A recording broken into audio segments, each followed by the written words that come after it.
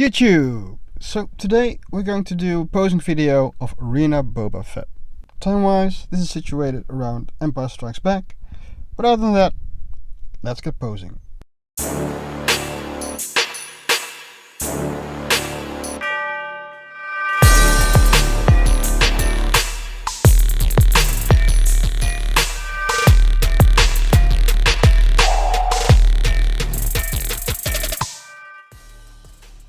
So this first pose is a classic comic book Arena Boba Fett pose. Boba Fett has just introduced himself as being Jango Fett, and he's making himself ready to go into the arena. He's donning his two pistols and he's ready to step into the ring. Immediately when you see this figure, the first thing you see is the beautiful black gloss paint. I really didn't know how it would come across when I got it in hand, but it really has such a presence. Also, when you look at the backpack, it has the exact same glossy paint, and its arm pieces as well. If you're doing this pose, keep in mind there's a double bended elbow, and also the guns fit a bit weirdly into the hand, so it's a bit fidgety. Second pose, I still use the gun, or at least one gun, but I needed to use the halberd. So obviously the only new accessory that we get from this repaint is the halberd, and it is a glorious accessory. This thing makes Arena Boba Fett look so savage. It adds a lot to the presence. This pose is kind of the same pose as the previous two. It's Boba Fett getting ready to enter the arena, but now with his signature gun. As with the rest of his outfit, this is just a glossy repaint of the original classic gun. But still, I think it really looks great. In one of the other poses in the video, I have Boba holding this gun with one hand. But to be honest, I think this gun should be held with two hands. It looks a bit more logical. Okay, so I'm still going with the theme of Boba preparing to go into the arena, but now he's checking his gear. And as you can see, I put him on a base to get one leg a bit elevated. The base was made by Rob Jam Wood on Facebook. He makes great stuff, and he's a much better photographer than I am, so you can check him out. Still using the same pose in lower body, but this time I have Boba Fett aiming his rifle. This aim is not really through the scope, and not really from the hip. It's a bit of an in-between. The reason that I went that way is because I have Boba on a rotating base. So that means that he has to look decent from all angles. So sometimes you have to sacrifice a bit of the pose you had in mind just to make it work. But I think this works.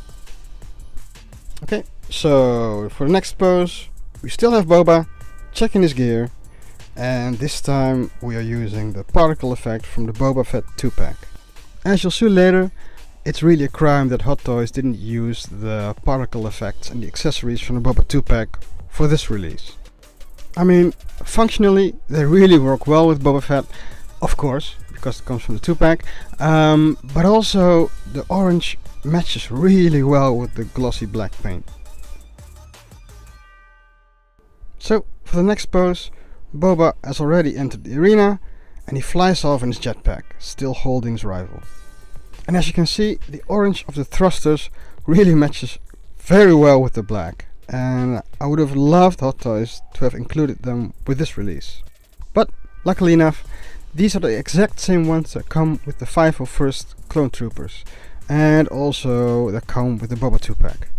And in this release you get a wired cape, so that also enhances the effect of Boba flying. So Boba Fett is flying in the arena, and it's time to get paid. He whips out his dual pistols. As you can see, this pose is a bit more horizontal than the last one, so he's not just taking off, he's flying off to get someone. Now you can choose to have him point his guns at two different targets, but because he's in the arena, and also because I kind of think that it sells the illusion of him going after the target a bit better, you can also have him aim at the same point. Now, shooting two guns in full flight is cool and all, but if you're going for accuracy, you'll need to hover a bit and use one gun at a time. So that's what I was going for with this pose.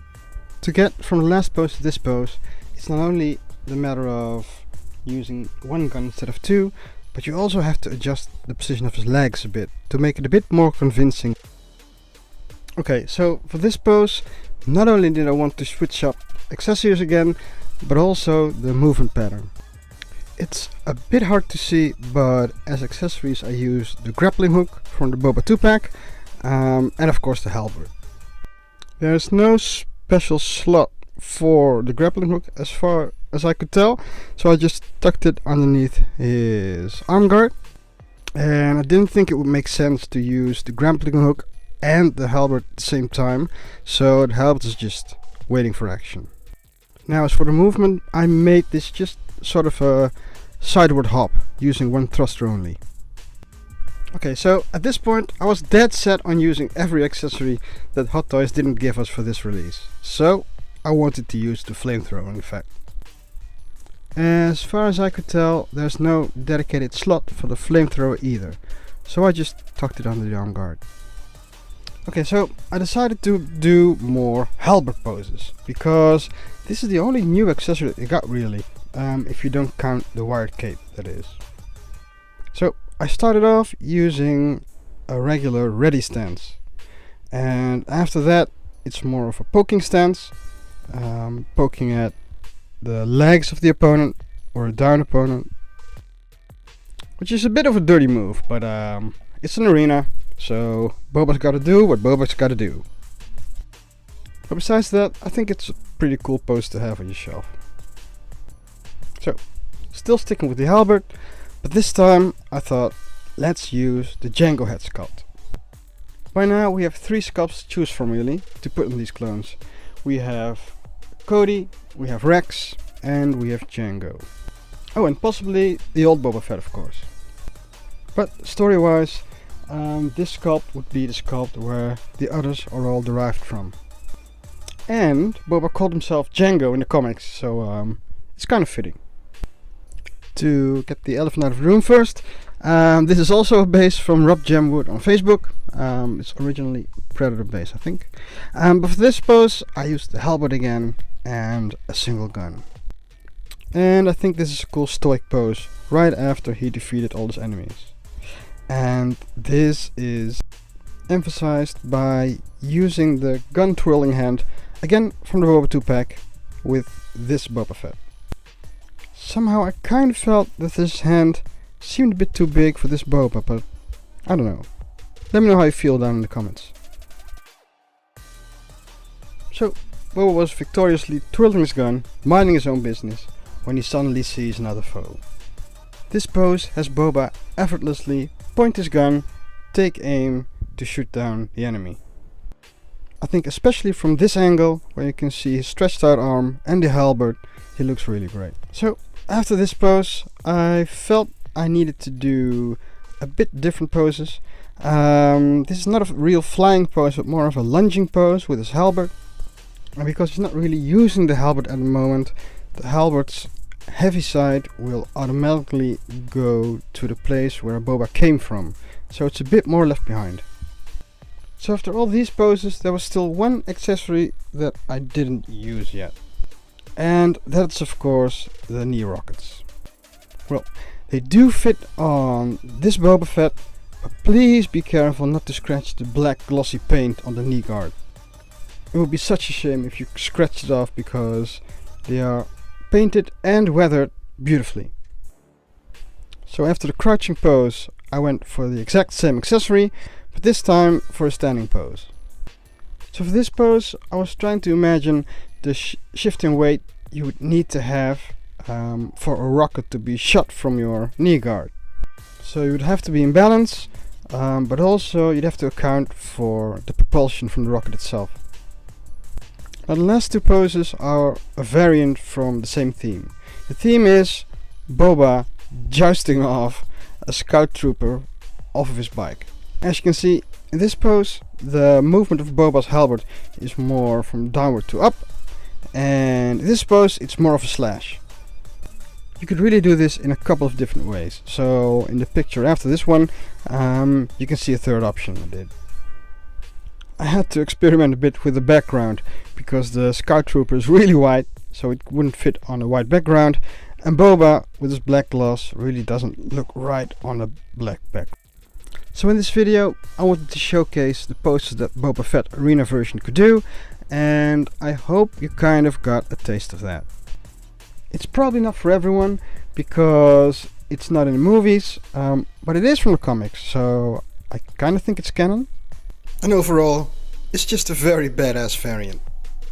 Anyway, let me know what you think about this Boba and about this video. I really hope you enjoyed it.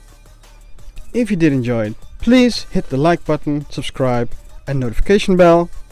And if you have other figures that you would like me to do, please let me know.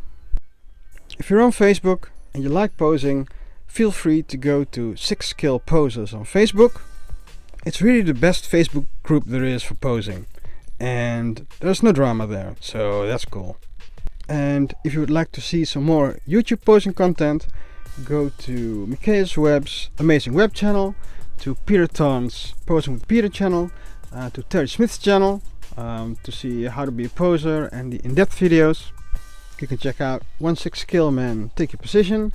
And of course, for some more story-driven posing content, you can go to my man John's channel, Iron Logan channel. Please also check his channel out for some awesome TikTok twerking content. So that's it, and as always, don't forget, never pose outside your comfort level, but keep posing everyone.